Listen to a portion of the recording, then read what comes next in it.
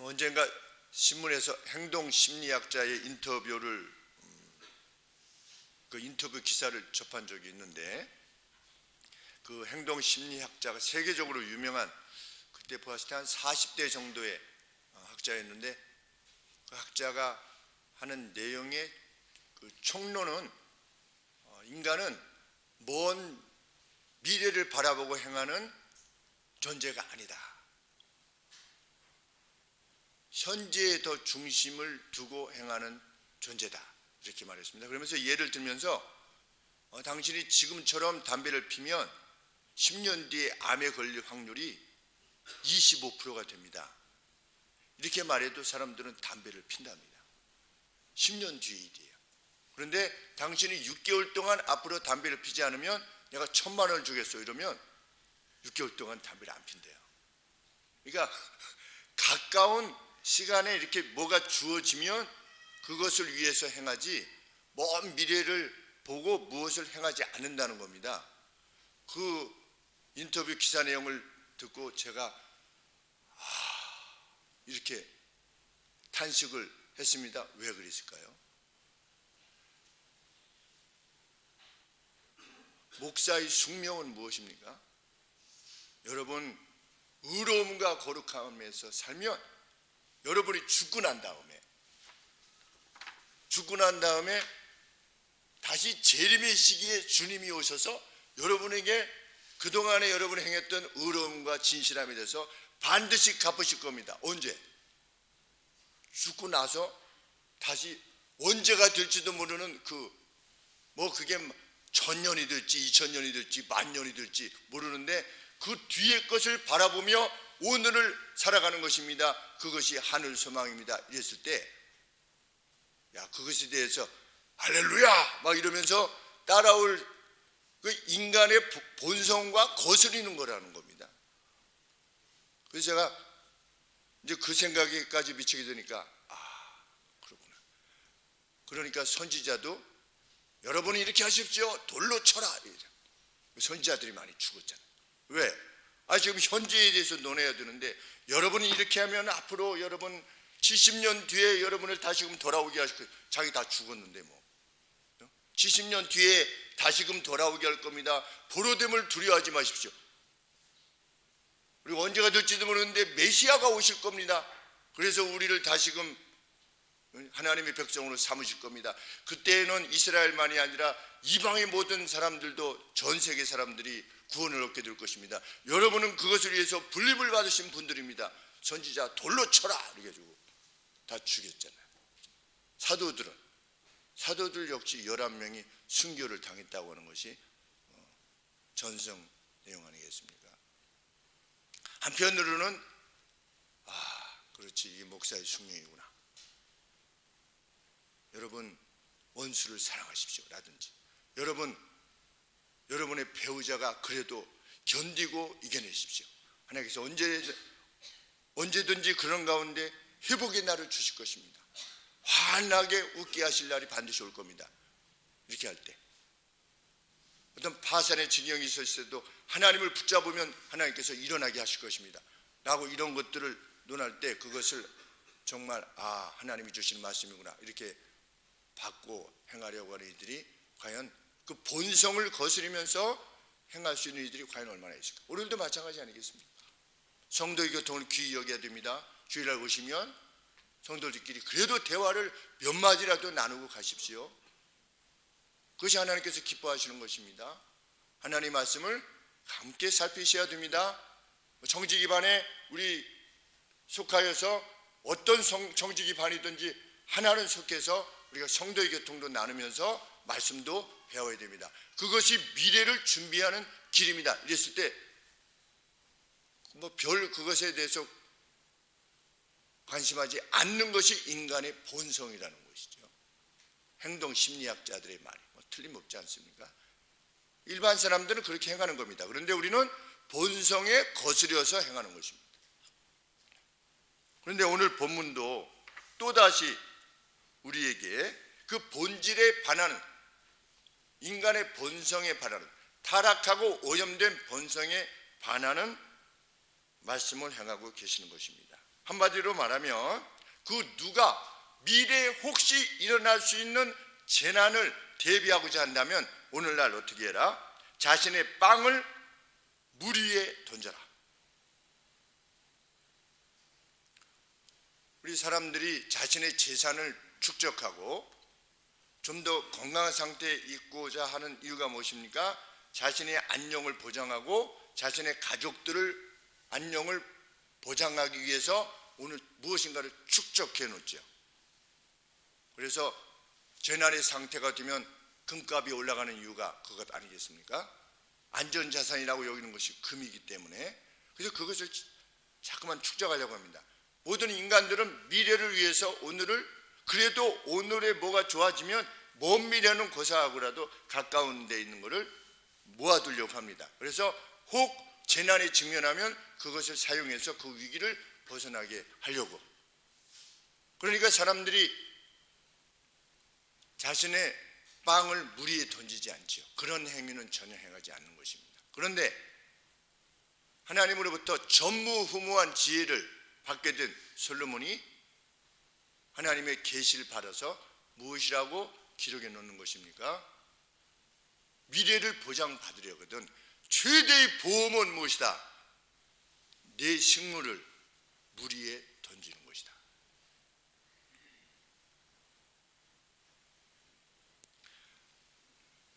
여기서 물 위에 식물을 던지는 거라고 그러는데 학자들이 여기서 말하고 있는 내 식물, 영어로는 푸드입니다. 푸드, 음식, 그리고 또는 브레드, 너희의 빵. 그런데 그 단어가 콘 시드, 그러니까 옥수수 알갱이 같은 그러한 것을 의미하기도 한다. 그러니까 이중적으로 사용하는 것이죠. 그러니까 그걸 워드 플레이라고 그러죠. 어떤 하나의 단어가 가지고 있는 두 개의 의미를 동시에 사용하는, 예수님께서 그렇게 사용하셨죠. 성령은 무엇과 같으다? 바람과 같으다. 바람. 어디로부터 오셔서 어디로 가는지 모른다. 우리가 어떻게 예수님을 받아들이게 되는지 모른다. 그 성령이 역할하시는 거죠. 바람이 부는데 어디로부터 와서 어디로 가는지 우리 모르는데 어떤 영향이 있지 않습니까? 바람이 불면 뭐 가지가 흔들린다든지 소리가 난다든지 그런 것처럼 성령께서도 어떤 사람에게 영향을 끼치시는데 눈에 안 보이는 거죠. 바람처럼.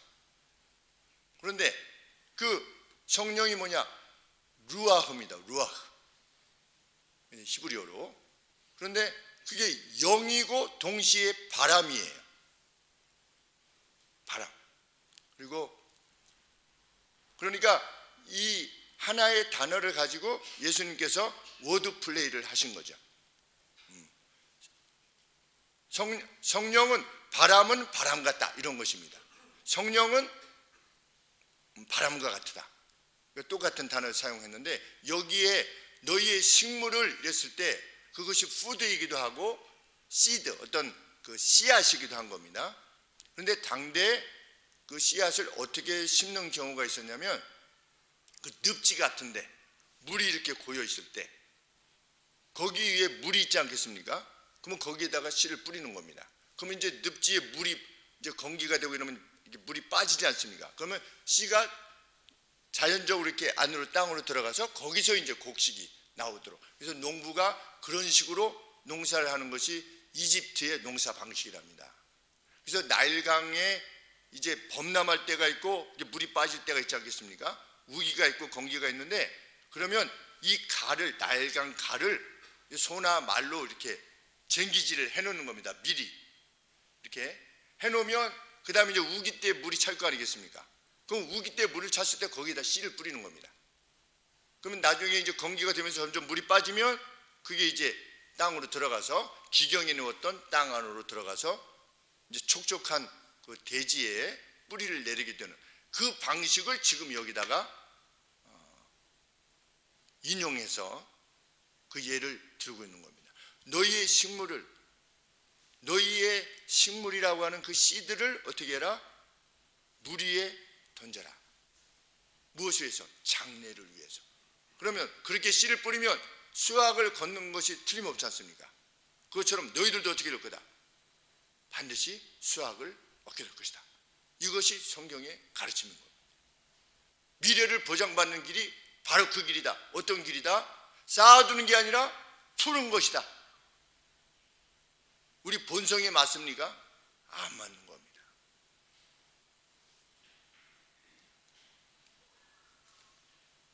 그런데 제미슨, 포셋, 브라운 이 세 분이 같이 공조해서 쓰신 주석에 의하면 여기서 말하는 물이란 성경에서 다수를 말한다. 물들. 그러니까 물들을 말하기도 하고, 그러니까 다수를 말하기도 하고, 그러니까 무리의 뿌리라고 했을 때 농부가 당시에 씨를 뿌리는 것을 염두에 두면서 물들이라고 하는 것은 많이 뿌리는 겁니다. 이렇게. 왜? 물이 많으니까 그 많은 물에 계속해서 뿌리는 것을 염두에 둔 것이다. 그러니까 한 번 뿌리고 그냥 마는 것이 아니라 계속해서 뿌리는 거라는 겁니다. 그리고 물이라고 하는 또 다른 의미는 이것일 수 있다. 내가 나의 음식을 제공하였을 때 그것을 감사해 하지 않을 수 있는 가능성, 혹은 그것이 다시금 돌아오지 않을 수 있는 가능성까지도 염두에 둔 그 어떤 것을 말할 수도 있다. 그러니까 우리가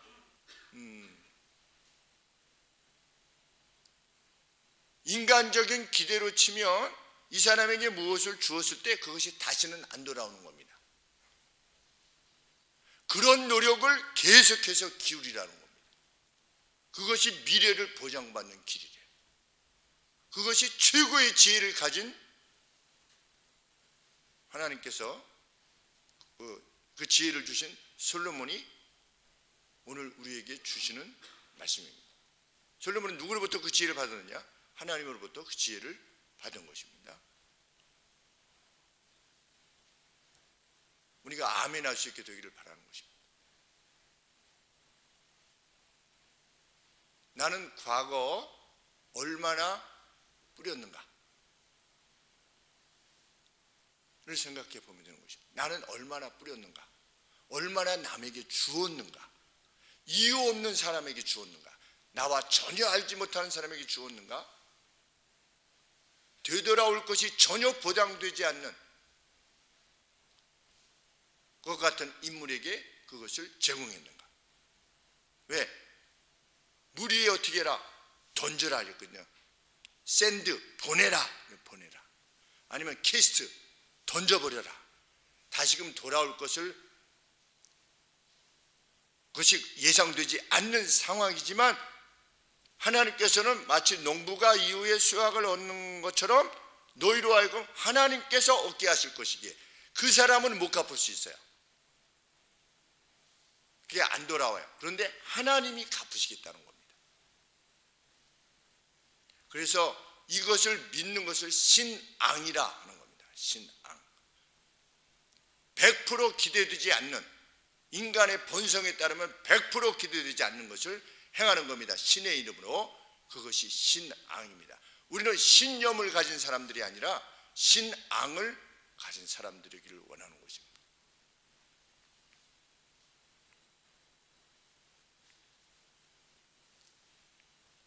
여기서 중요한 것은 남의 빵이 아닌 겁니다.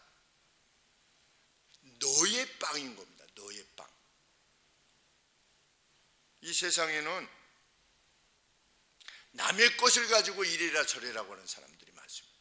다 그렇지 않습니까? 남의 것 가지고 왜 저 사람 이거 안 해? 저 사람 왜 안 도와줘? 돈이 많으면서도 왜 안 도와주는 거야? 왜 가진 자들이 왜 가난한 자들을 불쌍히 안 여겨? 성경은 그렇게 말한 적이 없어요. 우리 보고 그렇게 왜 정의, 공정, 왜 남의 걸 가지고 그렇게 하냐는 거지요. 성경은 아니에요. 너의 것을 가지고 공정과 공평을 이루라는 겁니다. 너의 희생과 너의 헌신을 가지고. 세상은 남의 것을 가지고 하죠. 그게 공산주의 아니겠습니까?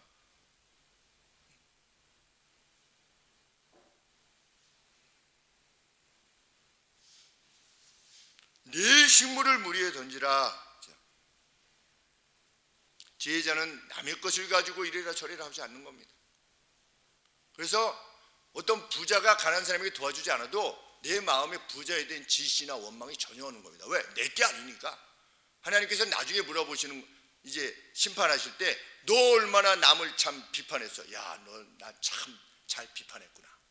너 상을 받아라. 이런 일 결코 없을 것이다. 비판하지 말아라. 저는 저 세리와 같지 아니함을 감사하나이다. 이렇게 하지 말아라. 네 것으로 나누라.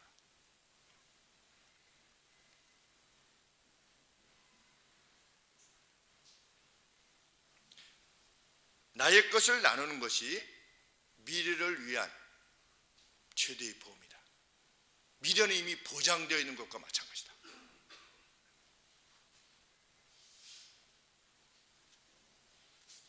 이런 진리의 말씀을 접할 때 막 가슴이 뜨겁습니다. 진짜로 가슴이 뜨겁죠. 세상에서 결코 말해주지 않는. 그러니까 종교부지 이렇게 언급하고 이제 바로 옆에다가 이제 예배당을 짓게 됩니다. 그렇게 했더니 어떤 분들이, 아니 목사님 은퇴도 얼마 안 남으셨는데 왜 고생하려고 하십니까? 그냥 다음 목사님이 하라고 하세요. 다음 목사님 지금 이렇게 해가지고서 뭐 이렇게 잘못되고 이러면 목사님 노후도 제대로 보장이 안 되고. 그 제가 목사가 되려고 하는 게 고생하려고 목사를 한 거지. 나중에 뭐 은퇴 후에 뭘 보장받고 이러려고 목사가 되는 건가? 정말 미래학자가 앞으로는 성도들이 점점 적어져서 교회가 예배당이 통통 빌 것이고 그러면 어때요? 그러면 어때요? 오늘 성경에 뭐라고 되어 있습니까? 8절 말씀에 사람이 여러 해를 살면서 항상 즐거워할지어다. 인생 쉬 지나간다. 하나님이 주시는 매 시간의 즐거움을 최대로 누리고 즐거워하는 것이, 그것이 지혜자의 삶이다. 우리가 교회를 논함에 있어서 미래학자의 말을 받아야 되겠습니까? 제자들의 입장에서는 어떻겠습니까? 미래학자. 이제 막 12명 집시와 같은 제자들, 아무도 없는. 근데 예수님이 뭐라고 말씀하셨습니까? 30배, 60배, 100배로 확장해 나갈 거다. 나의 킹덤은, 나의 왕국은. 그랬을 때 제자들은 죽으면서까지, 죽는 것이 어떻게 그 소망하고 일치할 수 있겠습니까? 죽는다고 하는 것은 최대로 이쪽에 있는 거 아니겠습니까? 하나님 나라가 확장한다라고 하는 말씀하고 자신의 죽음이라고 하는 것은 정반대의 현상이지요. 그런데도 믿음 안에서 간 것입니다. 그리고 이루어지지 않았습니까? 하나님의 나라를 확장시키라고 하는 것은, 그것에 필요한 것들을 제공하기 위해서 힘을 다하는 것은 오늘 우리에게 주어진 사명인 거지요.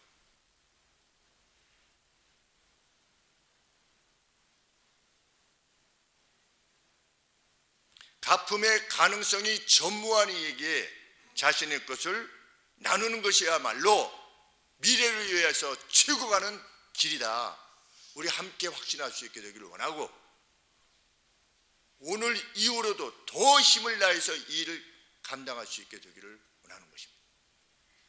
그리고 여러분들의 자녀들이, 우리들의 자녀들이 그것을 반드시 봐야 되고 목도해야만 됩니다. 엄마 아빠가 강단을 통해서 들으신 말씀을 실행하고자 하는 그 간절함을 지니고 있음을 우리 자녀들이 목도해야만 되죠. 그래야만 그들도 우리와 같이 동일한 신앙을 해서 동일한 소망을 가지고 기쁘게 살 수 있을 것이기 때문에, 미래에 그 어떠한 불행한 일이 일어날지 우리는 전혀 알 수 없는 존재입니다. 그리고 불행한 일이 일어나는 것을 보면서도 어떻게 할 수가 없어요. 그것이 우리들의 존재예요. 내가 무엇을 책임지기 위해서 오늘 무엇을 축적하겠다? 아무 소용없어요. 심장마비면 그냥 가는 거 아니겠습니까? 회사에 있다가 그냥 뇌출혈이 돼가지고 저희 형이 그 서울대 병원에서 6개월 동안 인턴 그 할 때 형이 그때 25살인지 6살인지 그때인데 저한테 와서, 제가 대학교 2학년 때인지 1학년 때 와서 하는 말이 뭐라고 했냐면, 내가 살아있다는 것 자체가 사치스러운 일 같다. 왜? 거긴 다 죽는 사람들이 들어오니까.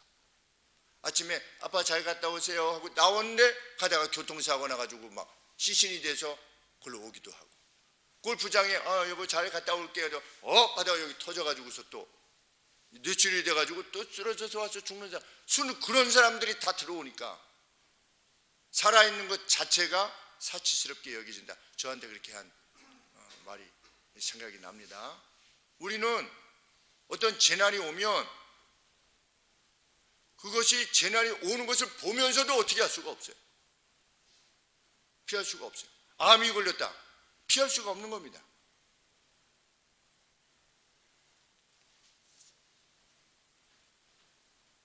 삼절 말씀이 그 내용입니다. 구름에 비가 가득하면 멈출 수가 없어요. 먹구름이 막 오는데, 우리가 먹구름이 오는데 어떻게 해야 돼? 내리는 비를 맞을 수밖에 없는 겁니다. 그것이 우리 인생이라는 겁니다. 큰 나무가 기울어져요. 북쪽으로 기울어지면 막을 수가 없어요. 큰 나무가 넘어지면 그냥 지켜볼 수밖에 없다는 겁니다. 저쪽으로 넘어지면 저쪽으로 넘어지고, 이쪽으로 넘어지면 이쪽으로 넘어지고, 보면서도 막을 수 없는 존재, 그런 무력한 존재가 우리일 수밖에 없다. 그러나 그러한 불행한 재난이 어떤 이유로 인해서 허락되어지는지에 대해서도 우리도 모르고, 그렇지만 대비의 길이라고 말씀해 주시는 바는 무엇이냐? 오늘이라고 하는 날에 너희 식물을 계속해서 뿌리라는 겁니다. 7배나 8배게 가급적 많이, 2절 말씀에 7에게나 8배께 계속해서 나눠주는 겁니다. 그러니까 분주하게 일을 하는 겁니다. 마치 불의한 청지기가 저 주인이 너 사물을 이제 그만둬라 라고 이제 하니까, 그 그만두기 전에 어떻게 했습니까? 불의한 청지기가, 내가 이거 청지기지 그만두면 뭘 먹고 사나 해가지고 어떻게 한 겁니까? 열심히 나가가지고 막 일을 했습니다. 7명 만나고 그냥 초놈을 아껴가지고 사람들을 다 부르지 않았습니까? 불러가지고 뭐 했습니까?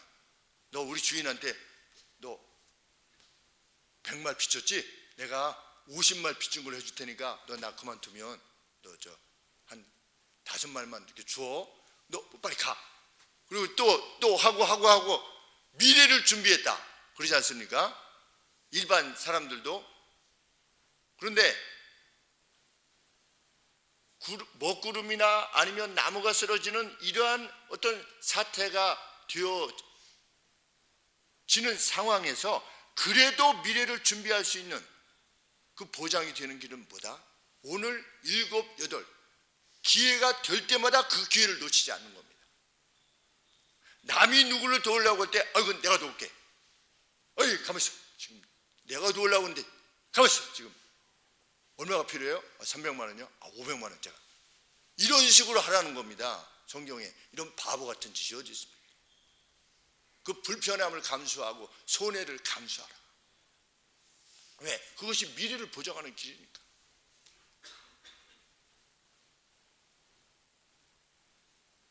우리 교회 특별히 한 분 계시지 않습니까? 특별히 우리가 다 아시듯이, 여기 다 방학이 생긴 여기 계시잖아요. 여기 앞에.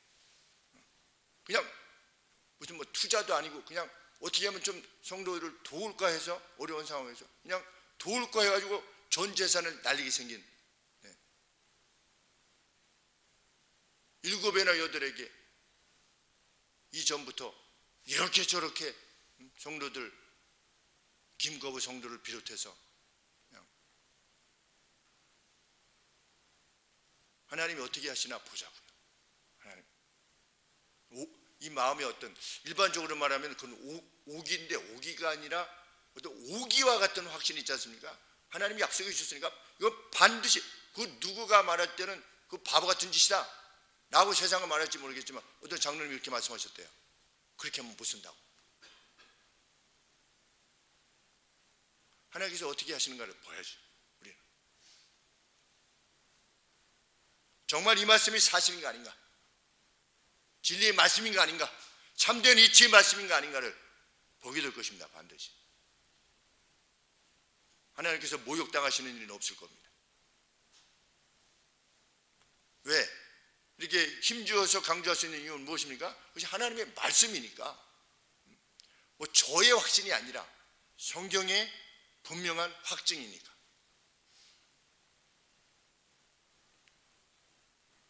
그래서 바람을 바라보면서 바람이 부는 것을 보면서 아, 오늘은 뿌리면 안 되겠구나, 이렇게 하지 말래요. 그게 주저하지 말래요. 7백이나 8백에 매일매일 아침에도 뿌리고 저녁에도 뿌리래요. 그러니까 쉽게 말씀드리면 하루 종일 뿌리라는 겁니다. 그 의의 기회를 결코 놓치지 말라는 것입니다. 예수님의 말씀에 의하면 천국은 약탈하는 자의 것이다. 이 약탈품이라고 하는 것은 그냥 먼저 가지면 임자 아니겠습니까? 우크라이나에서 탱크 놓고 가면 트랙터로 이렇게 끌고 가지 않습니까? 그 누구 거래요? 끌고 가는 사람 거래요. 그러니까 어떻게 하겠습니까? 트랙터 가진 사람은 사방에 버려지, 그 고철값만 해도 한 150억으로 치던데요. 지금 남겨놓고 간 그 고철값. 그러니까 이게 이제 조금 망가졌으면 얼마 더 받고, 완전히 망가졌으면 이제 고철로 쓰고. 그런데 끌고 가는 겁니다. 근데 그 사람들이 그냥 아예 뭐 다른 사람이 가져가도 뭐 되지 뭐 이렇게 하겠습니까? 멀쩡해서 굴러갈 수 있으면 자기 집에다 다 갖다 놓겠죠. 웬만하면. 천국은 마치 무엇과 같으다? 침노하는 자의 것과 같다. 그 가치를 인식하고 확인한 사람은, 체험한 사람은 죽인다고 해도 어떻게 하는 겁니까? 그 일을 계속하는 겁니다. 그것이 순교입니다. 그럼 바보같이 그냥 엉뚱하게 믿어서 죽는 것이다? 그렇지 않습니다. 이미 경험했기 때문에, 뭐를? 하나님이 어떠하심을 이미 삶에 내서 경험했기 때문에. 다윗이 골리앗 앞에 그냥 뭐 워낙 담대해가지고 나간 겁니까? 아니지 않습니까? 그 이전에 뭐가 경험되어 있는 겁니까? 이미 양을 지킬 때 사자, 곰 이런 거 다 이겼어요. 이미 경험을 했어요. 하나님이 어떻게 자신과 함께 하신다고 하는 경험을 이미 17살인데도 이미 어렸을 때, 17살이면 고1인가요? 14, 15, 16, 17, 네, 그냥 세는 나이로 17, 고1의 나이에 이미 사자를 물리치고 쫓아낼 때 그것이 덤비면 죽였는데 그냥 쫓아냈다고 그랬죠. 그 경험이 있었기 때문에 골리앗 아무것도 아닌 겁니다.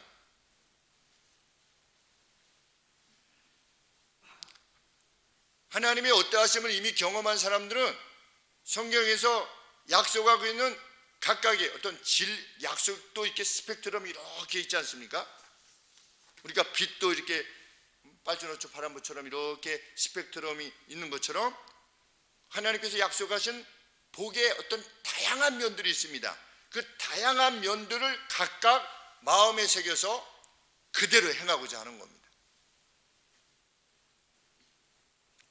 그러면 그 가운데서 하나님께서 많이 행하실 수 있는 반석에서 물이 나오는, 어떻게 돌에서 물이 나올 수가 있습니까? 흙에서 물이 나오지. 반석에서 물이 나오는, 사막 가면 뭐 바람이 불고 막 이래 가지고서 그냥 길이 됐다가 아니다고 이러는데, 사막에 길을 내시는 하나님의 능력이 어떤 것인가를 보게 되는 거죠. 그런데 이것을 한 서너 차례 경험하게 되면 그 이후로는 그냥 믿고 가는 겁니다. 제가 가끔 비유하지만 우리 저 경운기 있지 않습니까? 이거 경운기 이거. 그러면 이게 처음에 돌릴 때 힘들어요. 돌리다가 어린아이들이 돌리다가 안 되면 그러니 말아요. 그런데 한번 이렇게 해가지고 어쩌다가 이렇게 덜컹 걸려가지고 덩덩덩덩덩 하면 그 뒤로는 어떻습니까? 힘들지가 않아요. 왜? 걸리는 줄 아니까. 한번 경험하면. 마찬가지로 하나님께서 약속하신 그 약속이 진정한 것이다라고 하는 것을 힘 다하여서 체험하려고 하는 이들은 체험을 하게 됩니다. 그것이 전심으로 하나님을 찾는 것입니다. 그리고 하나님의 명령대로 행하는 것이지요. 오늘 같은 것은 무엇입니까? 내 식물을 물 위에 던져라 라고 하는 이것을 실행하는 겁니다. 강단에서 이 스펙트럼에 대해서 쭉 말씀을 드리고 설교를 드릴 때 그것을 받아들이고 아멘으로 받아들이고 실행해 나가는 겁니다. 그러면 신 존재의 어떠함을 확인하게 되는 것입니다. 실로. 그러면 내가 주는 평안은 세상이 주는 평안과 같지 아니하다 라고 하는 우리 주님만이 주시는 평안이 무엇인가를 알게 됩니다. 결코 두려움이 없이, 결코 불안이 없이, 불평도 없이 오직 항상의 기쁨과 감사로만 나의 생애를 채우게 되지요. 그런 사람들을 만나는 것은 정말 복된 일입니다. 세상 사람들이 바람을 바라보면서 오늘 뿌리면 안 되겠구나 이렇게 하지 말라고 합니다. 4절 말씀에 풍세를 살펴보는 자는 파종하지 아니할 것이요 구름을 바라보면서 오늘은 추수 때가 아닌데 이렇게 하지 말랍니다. 그냥 하래. 아침에도 하고 저녁에도 하래요. 5절 말씀에 너는 아침에 씨를 뿌리고 저녁에도 손을 거두지 말라. 왜? 그것이 예견치 못한 미래의 그 어떤 불행을 막을 수 있는, 능히 막을 수 있는 비결이기 때문에 우리는 재난이 왜 오는가, 믿는 이들에게도 왜 재난이 오는가 모릅니다. 왜 그것이 허락되어지는가 몰라요. 5절 말씀에 바람의 길이 어떠함에 대해서 우리가 몰라요. 바람이 어떻게 불어서 왜 부는지 어떻게 하는지 몰라요. 그리고 태중의 어린아이의 뼈가 어떻게 자라는지 왜 자라는지 몰라요. 뭐 12주까지인가 거기까지는 똑같이 자라다가 그 뒤에 무슨 호르몬이 더 나와가지고 한쪽은 여자가 되고 한쪽은 남자가 되는 이 신비에 대해서 우리는 몰라요. 그런 어떤 호르몬이 나온다고 하는 것까지만 알지 그것이 어떻게 돼서 그렇게 되는지 몰라요. 우리 인생이 자신에 대해서 아는 바가 실은 전혀 없어요. 왜? 내가 곧 심장마비로 죽을지도 모르는 존재 아니겠습니까?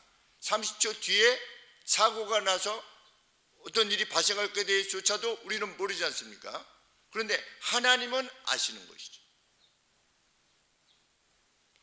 5절 말씀에 만사를 성취하시는 하나님의 일을 네가 알지 못하느니라. 때로는 어떤 이에게는 사자를 이길 수 있는 힘을 주시기도 하세요. 근데 어떤 이들은 톱에 베어서 죽임을 당하게 되는 그러한 일을 허락하시기도 하세요. 어떤 일을 행할지 몰라요. 그런데 어떤 불행, 재난이 오게 되면 그것이 왜 주어지는지 그것도 몰라요. 하나님께서 직접 말씀해 주신 적이 없기 때문에 그냥 우리가 판단을 할 뿐이지. 근데 그 판단이 옳으냐조차도 몰라요. 그런 가운데서 우리가 미래를 대비하는 길은 뭐냐? 오늘 나의 것을 뿌리는 것이라는 겁니다. 왜? 그것을 허락하시는 하나님께서 지켜보고 계시기 때문에. 그 재난을 허락하시는 분도 하나님이시요 우리가 뿌렸다고 하는 사실에 대해서 갚으실 것을 약속하신 분도 동일하신 하나님이신 겁니다. 그 하나님이 어떻게 하실 것이다? 내게 갚으실 것이다. 그 재난에서 이겨내게 하실 것이다. 네가 뿌린 것이 이렇게 열매를 맺었다고 하게 되는 것을 알게 될 것이다. 그것을 이미 체험하고 경험한 사람들은 이 말씀에 할렐루야 하는 것입니다. 실로 아멘 하게 되고. 늘 말씀드리지만 96세를 사셨던 저희 외조모 젊은 날 정말 괴로운 날들을 보내셨음에도 불구하고 신앙으로 살아내시고 떠나실 때 기쁨으로 당신께서 96년 동안의 생애 32살인가 3살부터 예수님을 믿기 시작해서 그 이후로 섬기셨던 약 60년을 섬기셨던 그 하나님에 대해서 찬양과 영광을 돌리고 떠나셨습니다. 하나님은 참으로 살아계시다. 82세에 떠나신 아버지께서도 그렇게 말씀하시고 세상을 떠나셨습니다. 하늘나라로 가셨습니다. 그토록 그리시던 남겨진 증언들이 무엇입니까? 하나님은 실로 살아계시다. 이 약속대로만 살아라. 하나님의 약속은 틀림없으시다.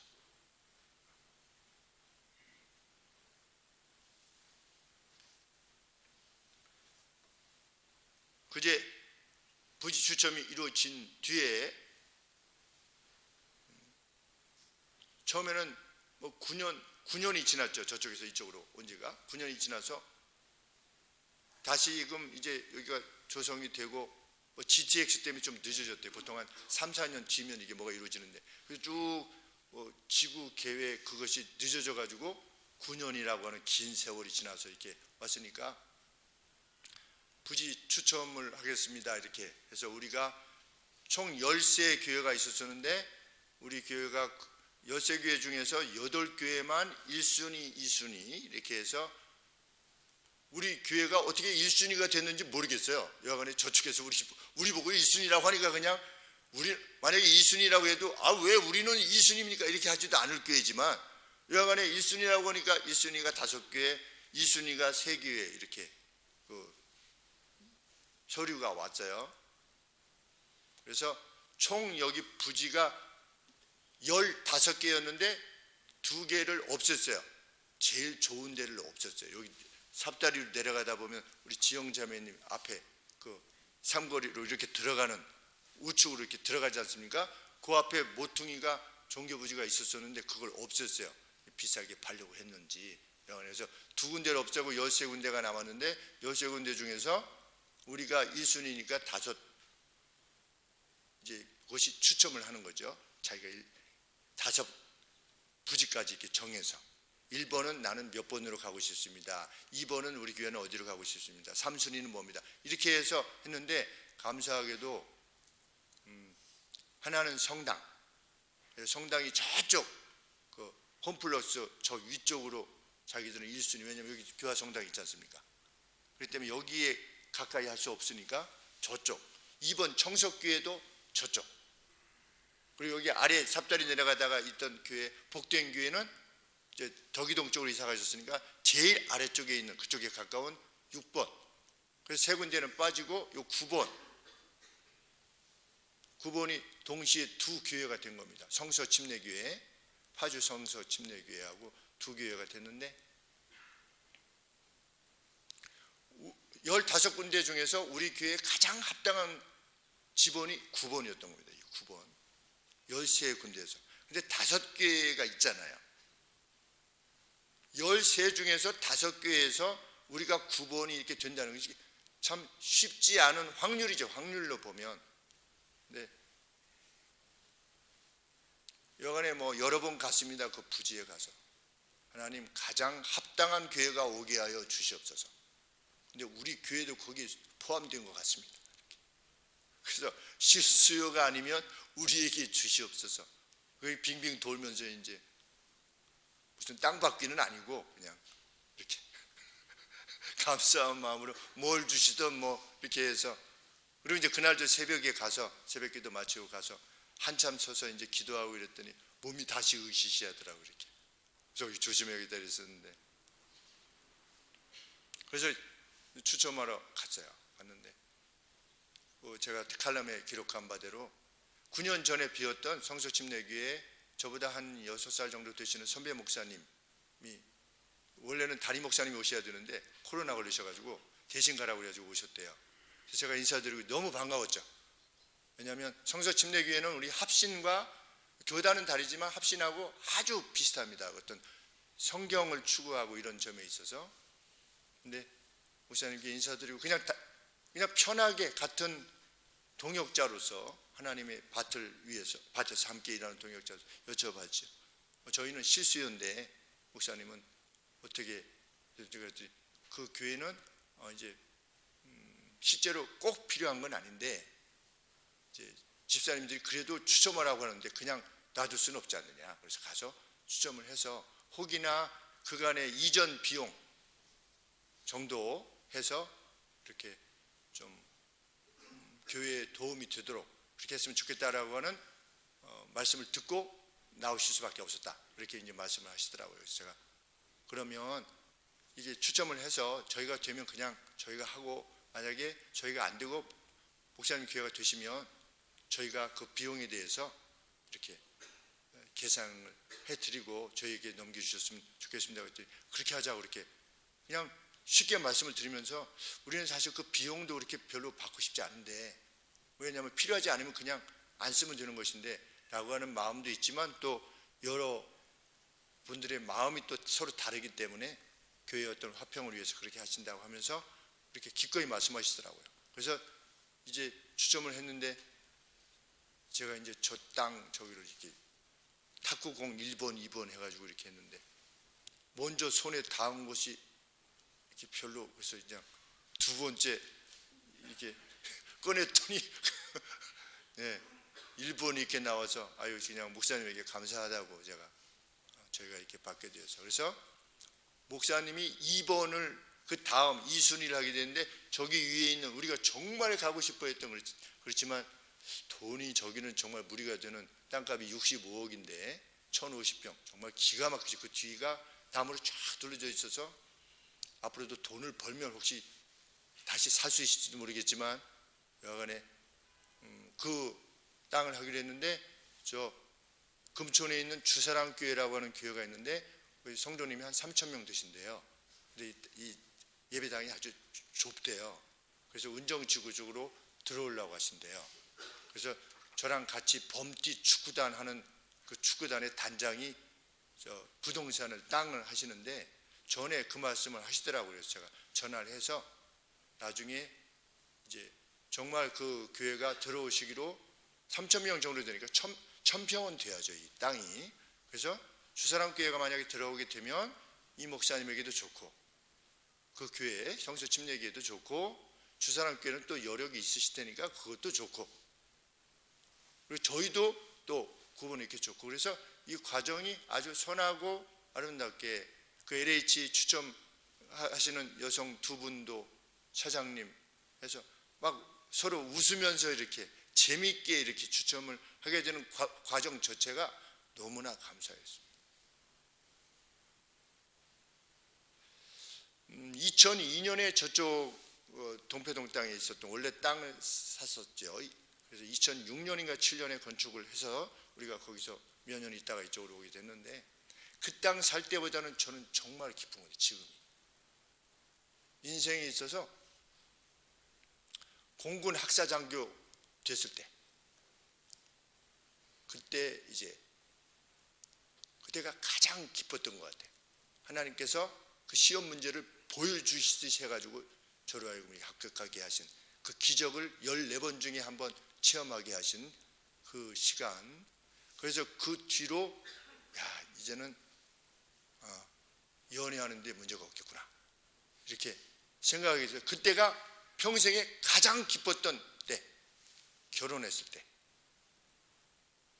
결혼 날 정말 기쁘고 감사했고 그 다음에 방화동에서 12평 장의자 9개 놓고 작은 거 4개인가 5개 긴 거 4개인가 5개 놓고 12평이나 요만했죠. 진짜 피아노도 반주자도 없이 2년 동안 거의 아카펠라 식으로 마이크도 없고 그냥 그때 있었던 이거밖에 없습니다. 이거 네. 그냥 개척 준비가 이거였어요. 인테리어 하나도 안 했어요. 그냥 있는 대로 그냥 들어간 겁니다. 그런데 그때 얼마나 감격스러웠는지 알 수 없었습니다. 첫날 누가 오실까 12평에 근데 첫날 두 분이 딱 와서 앉아있어요. 그때의 감격을 잊을 수가 없어요. 내가 나중에 교세가 조금 확장되었더라도 이 감격을 결코 잊지 않아야 되겠다. 내가 잊지 않으리라. 그래서 근데 그만큼 기뻤는데 저 땅 살 때에도 감사했는데 기뻤다기보다 감사라는 표현이 더 좋은데 여기는 마지막 이제 정착 우리 교회가 이제 그 여정을 마치고 이제 정착하게 하시는구나. 특별히 모든 재정적인 짐을 떨 수도 있는 그러한 상황 가운데 이 일이 진행될 수 있겠구나 이렇게 생각하니까 너무 하나님 앞에 기쁘고 감사한 것입니다. 뭐 육적으로 잘 되고 번영되는 게 뭘 그렇게 또 뭐 자랑스러운 거냐? 그러면 잘 되는 것만 뭐 잘 되는 것이냐? 그런 사람이 혹 있을지 몰라요. 또 그렇지만 성경의 가르침은 무엇입니까? 오늘 말씀 그대로 사람이 여러 해를 살면서 항상 즐거워할지어다. 우리가 하나님이 선한 것 주시면 그냥 즐거워하는 겁니다. 입학이 됐어요? 원하는 대학에? 그러면 함께 축하해 주는 겁니다. 그럼 떨어진 사람은 어떻게 되냐는 말이냐? 그러지 않고 된 사람에게 축하하는 겁니다. 집을 사게 됐어요? 우리는 뭐 사골세에 살고 있는데, 이게 아니라 집 산 사람을 축하하는 겁니다. 즐겁게. 누가 승진을 했어요? 감사해요. 누가 해가지고 뭐 했는데 돈을 많이 벌게 됐어요? 함께 감사하는 겁니다. 병에서부터 나은 것만 감사하는 것이 아니라 어떤 사람이 번영에 이르고 평안에 이르게 되었을 때 함께 즐거워하고 감사하라는 것, 성경의 가르침인 겁니다. 남의 잘됨을 기뻐하는 것, 그거 인간의 본성과 어긋나는 것이거든요.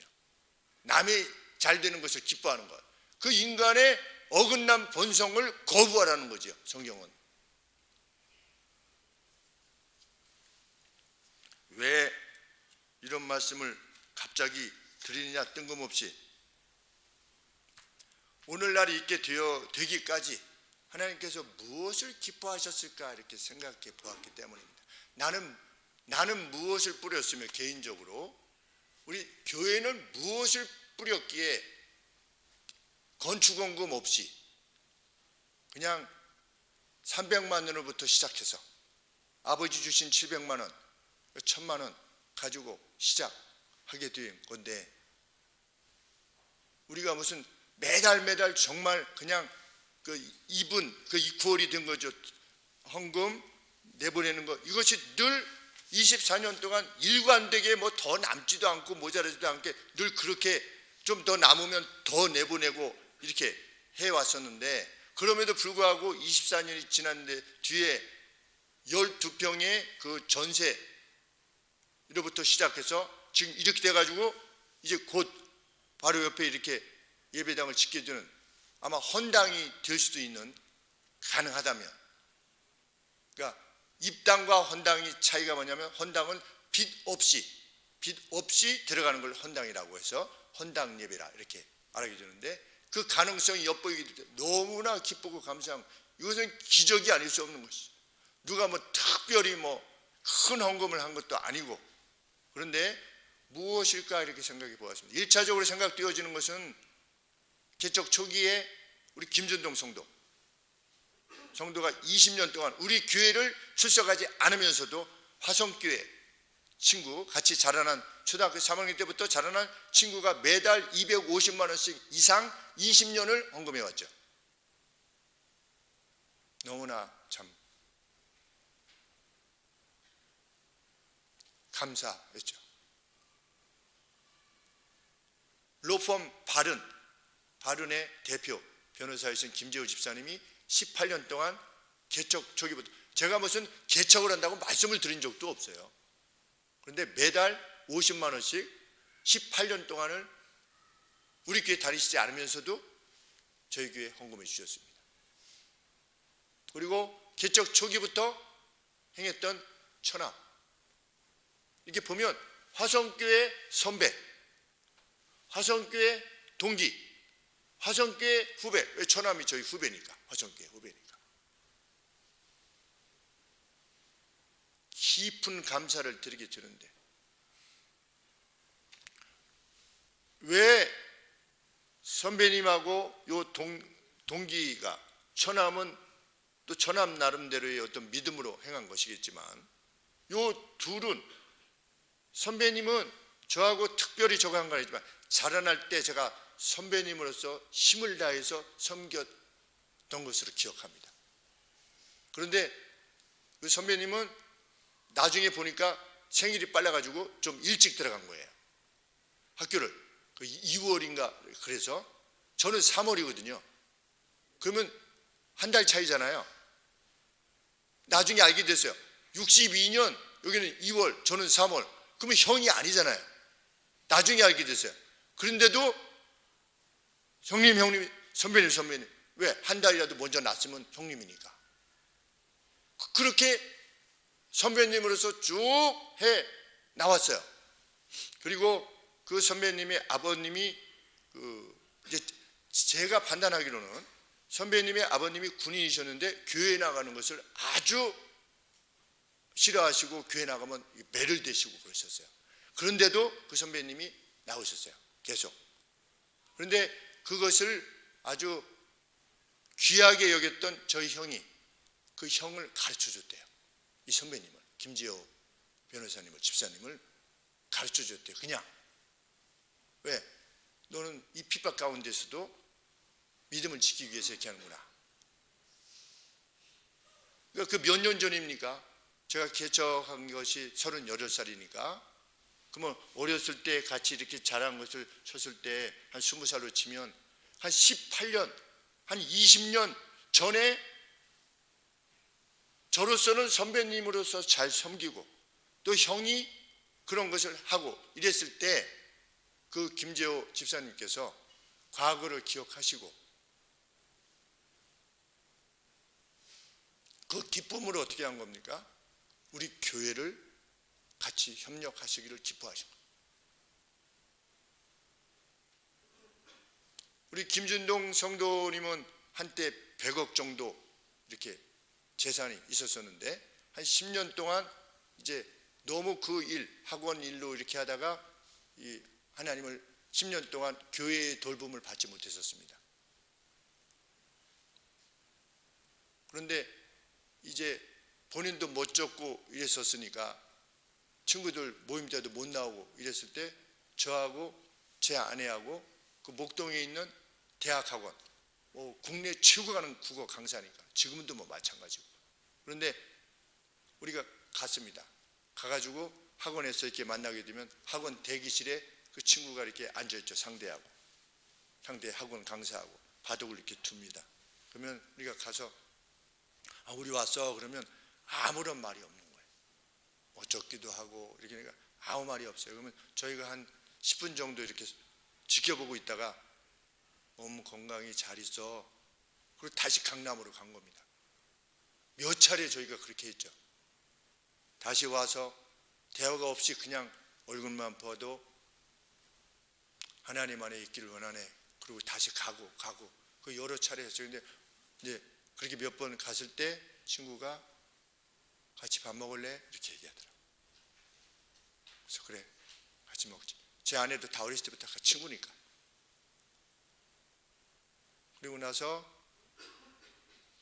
그런 상황 가운데 친구가 조금씩 뭐 그 안에는 하나님에 대한 뭐 분명한 뜨거움이 있고 초등학교 3학년 때 예수님을 믿는다고 집에서 쫓겨나가지고 저 놀이터에서 그 도끼다시라고 그러죠. 이렇게 미끄럼틀 이렇게 내려오는 거기서 있었었대요.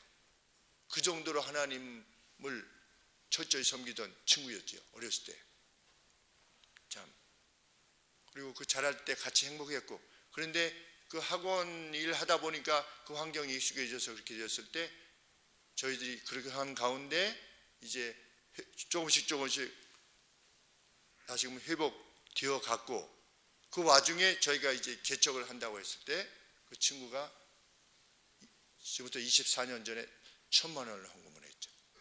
그 뒤로 250만 원씩 매달 그 이상을 11조를 정확하게 자기가 계산해가지고 헌금해 왔습니다. 그것도 이렇게 돌이켜 봤을 때 나는 무엇을 뿌렸는가 이 생각이 있을 때 그때는 뭐 내가 이 친구에게 도움을 받을 것이냐 마냐 그게 아니라 그냥 친구의 영혼이 어떻게 된 겁니까? 그냥 긍휼히 여겨지는 것이죠. 같이 천국 가고 천국의 기쁨을 같이 누려야 되는데 이전에 그것을 화성교 복사중창도 하고 이렇게 했던 같이 대학교 1학년 때 미팅 나가서 교회 다니십니까? 5대5로 만나가지고 상대는 2대 학생들이었고 우리는 이제 잡종이었어요. 뭐 고대, 연대 뭐 이렇게 해가지고 잡종이었었는데 나가가지고 우리 5명이서 이쪽에서 교회는 다니십니까? 뭐 이렇게 하니까 저쪽에서 미팅에 때 나왔던 그 여학생들이 전도하러 오셨어요. 이렇게 할 정도로 아주 그 참 친구들이 그랬었는데 그것을 회복하자라고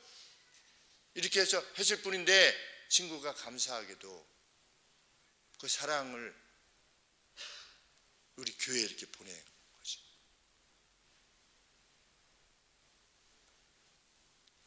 무엇을 하나님께서 기뻐하셨을까?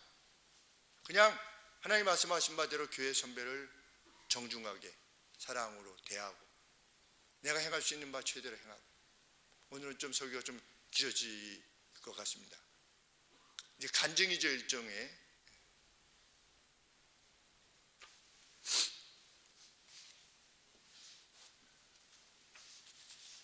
그렇게 해서 일산으로 왔습니다.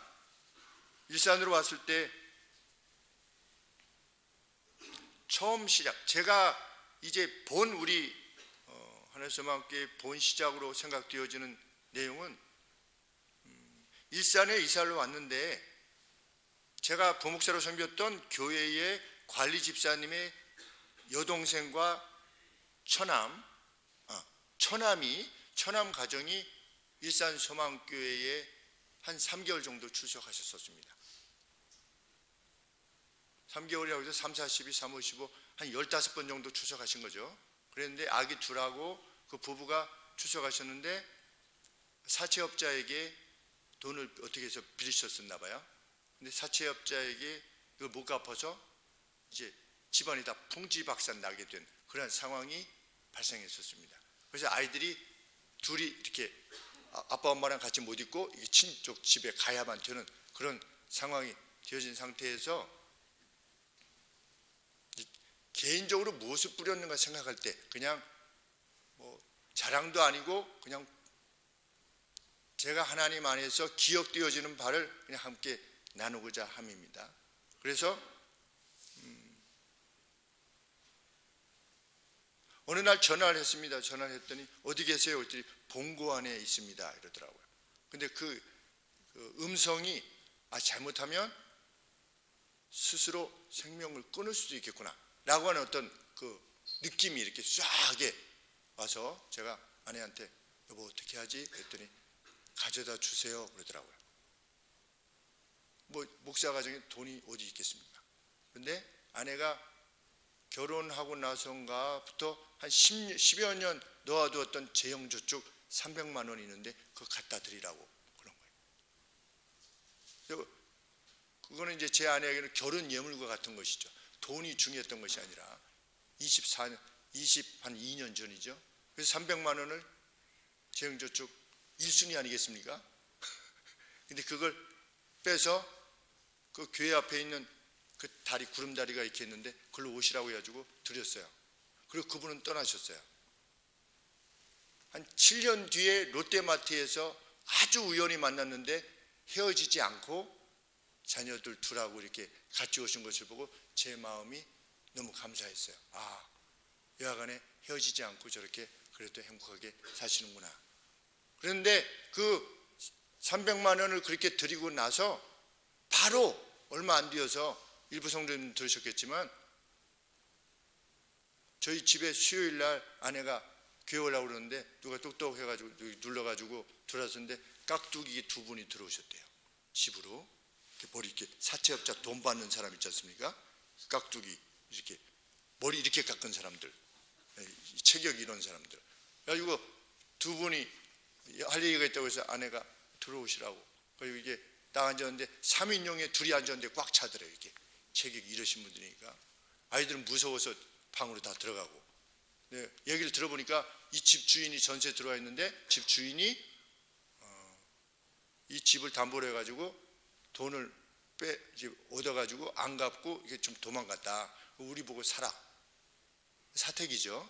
우리 보고 사라고 그래서 우리가 돈이 없다 이랬는데 계속 사라고 그래가지고 얼마면 사겠냐고 해서 아내가 우리가 이거 집 사고 뭐냐면 세금이 이렇게 되고 이렇게 해서 우리가 세금을 내야 되는데 이렇게 하면 우리는 240만 원 잠깐만 내려가가지고 240만 원만 전세금에서 이제 더 내면 우리가 그럼 모르겠다 혹시 그랬더니 240만 원에 팔겠다는 거예요.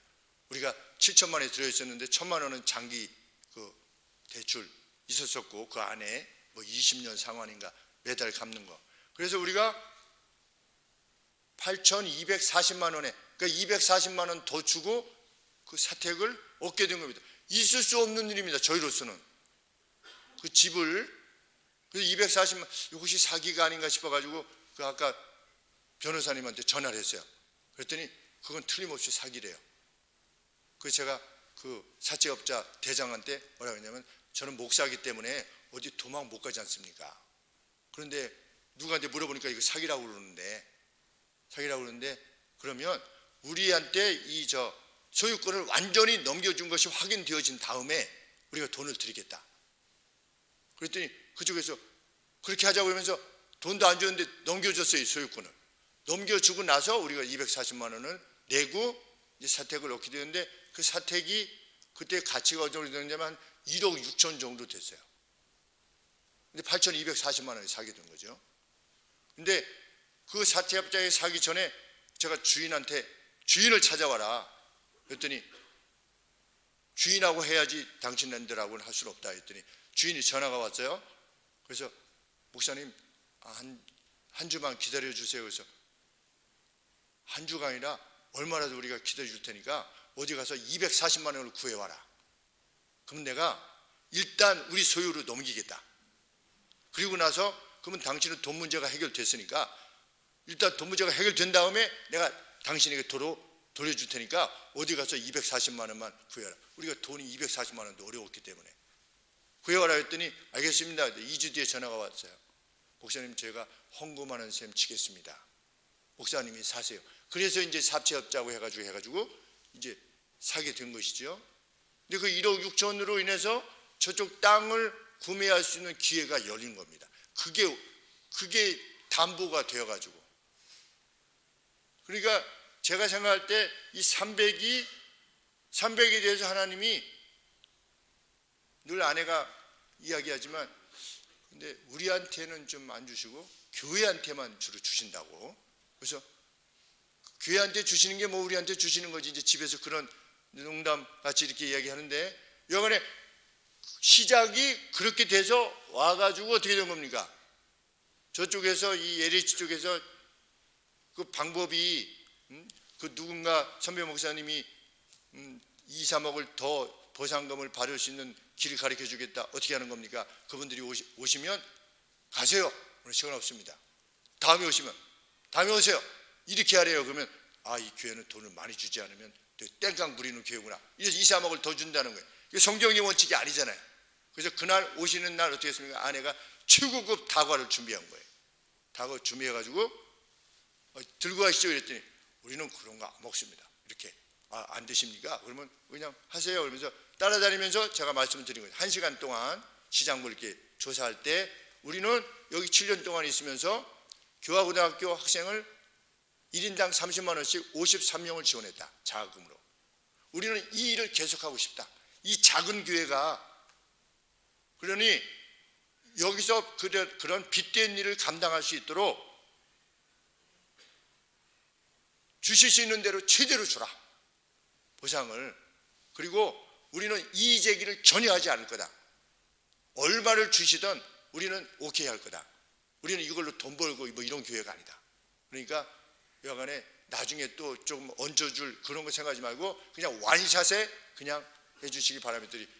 끝나고 가실 때 그걸 들고 가셨어요.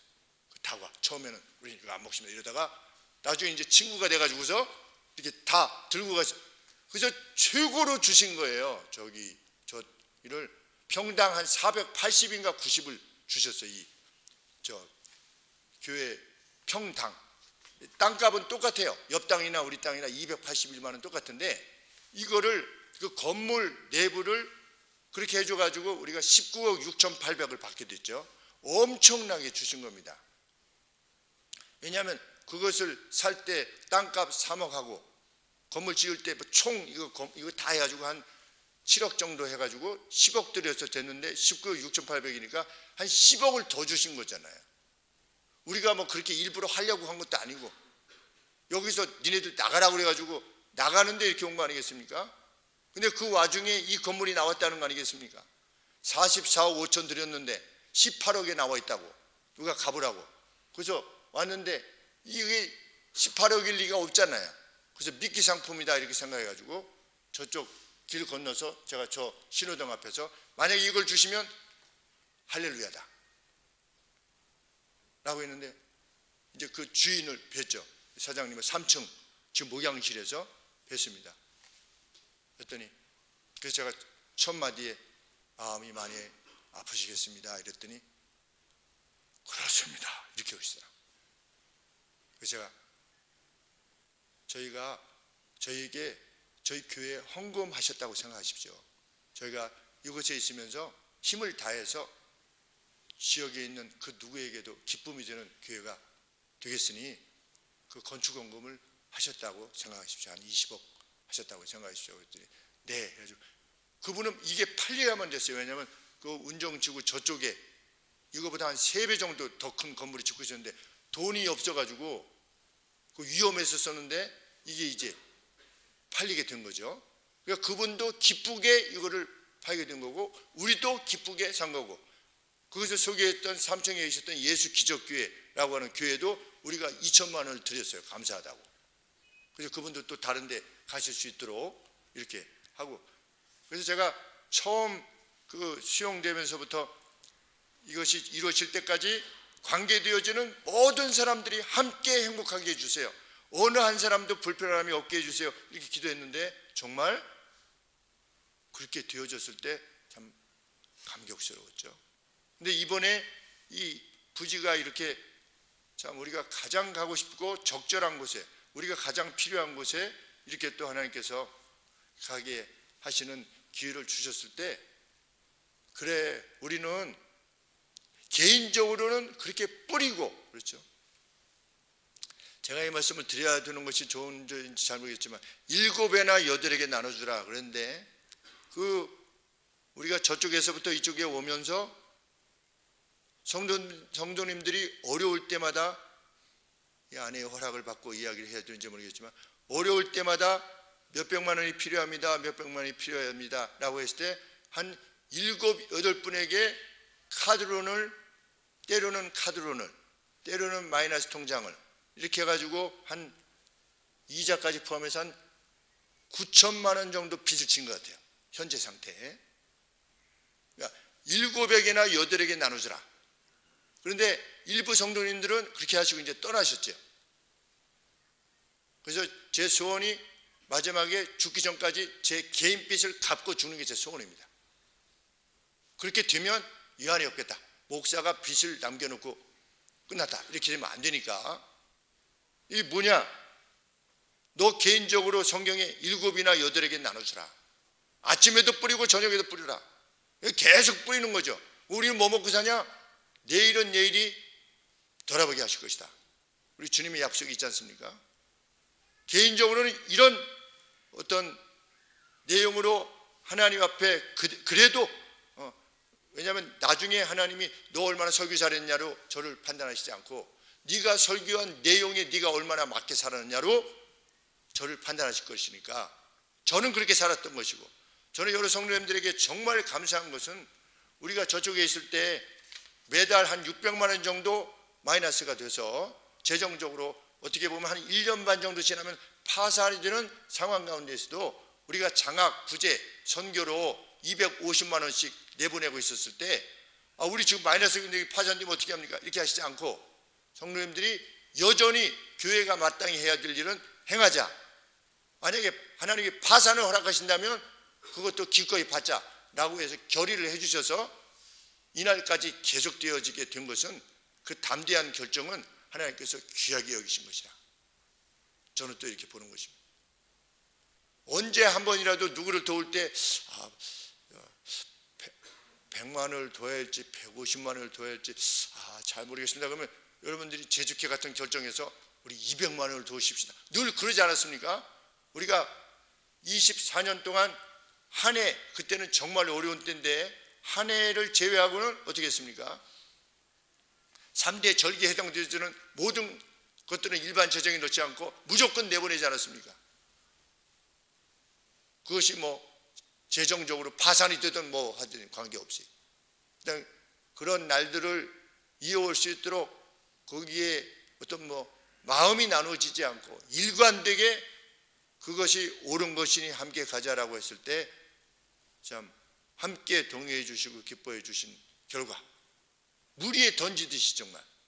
그리고 노예 같은 경우도 노예 열면은 한 100만 원 내지 150만 원이 이렇게 소비되거든요. 그리고 또 이제 뭐 다 준비하고 이러니까 불편하지만 제가 노예 뭐 장소 얘기하면 그 기회를 놓치지 않으려고 하는 겁니다. 임신후에 우리 교회에서 합시다. 그럴 때마다 여러 성도님들이 나오셔서 함께 협력해 주시고 기쁨으로 감당해 오시는 날들, 이것도 뭐냐? 무리에 계속 던지는 거죠. 너무 기쁘고 감사했습니다. 그런 여정 가운데 여기까지 오게 하신 것 정말 할렐루야로 찬양하게 되는 것입니다. 우리 개인이나 교회나 만약에 우리가 이 일을 계속하고 가느라면 믿고 행하는 자에게 하나님께서 하나님의 능력을 드러내실 것입니다. 여호수아와 갈렙같이 우리는 갈 수 있다, 하나님께서 행하시면 능히 행하실 수 있다 라고 하는 그런 믿음을 지닌 채로 앞으로 더욱더 견고하게 나갈 수 있게 되기를 원하고, 이 바로 앞이 한 1400세대가 아주 행복주택으로 아주 작은, 혼자 살든지 아니면 갓 결혼한, 근데 여기까지 오기까지 그 재정적인 여유가 없었겠지요. 그런 이들을 우리가 돌보게 될 겁니다. 그쪽으로 가게 되면 우리의 재정으로 돕게 될 겁니다. 그리고 바로 뒤가 암센터 병원이고 이렇게 되니까 또 도울 수 있는 기회가, 돕고자 하는 기회들이 또 주실 것입니다. 온 힘 다해서 우리가 하나님께서 우리에게 주시는 것들로 섬기어 나가는 그 은혜가 있기를 원하고, 우리 주님의 말씀 마지막으로 읽고 마치겠습니다. 잔치를 배설하거든 가난한 자들과 불구자들과 저는 자들과 소경들을 청하라. 그리하면 저희가 갚을 것이 없을 것이기에 내가 복될 것이다. 왜냐하면 의로움의 부활 시에 내가 갚음을 받을 것이기 때문이다. 아멘. 기도하겠습니다. 하나님,